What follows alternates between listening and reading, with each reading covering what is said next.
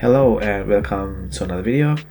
I'm building a 3080 Ti gaming PC with a Ryzen 7 5800X processor, and in this video I'll be installing the motherboard into the AeroCool PC case. Alright, so let's have a look at the case. So these are the cables that power the USB and audio, and this cable is the cable that powers the fan here, so I'm going to keep that aside, and this cable also aside. And this cable is the cable that powers the front RGB lighting system.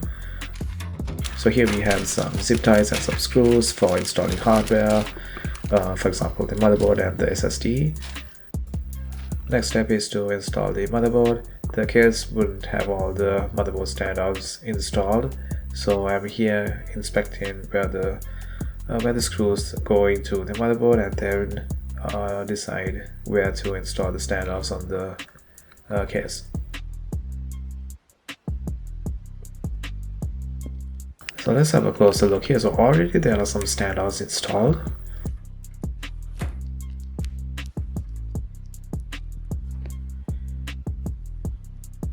So in these spots I will have to install new standoffs to support the motherboard.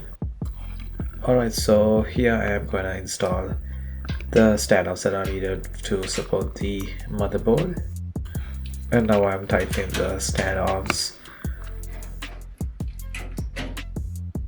Alright guys, so one job is over. I've installed all the standoffs that are needed to support the motherboard, and next is to install the IO shield. So this is the IO shield, and it goes like that. Alright, now I'm gonna lower the motherboard into the case carefully, and now I'm going to carefully align the motherboard with some minor adjustments. And now I'm going to install the screws to secure the motherboard. Alright, so I've installed all the screws and the motherboard is properly secured into the case. And this comes to the end of the video. I hope you found this useful. Thank you for watching.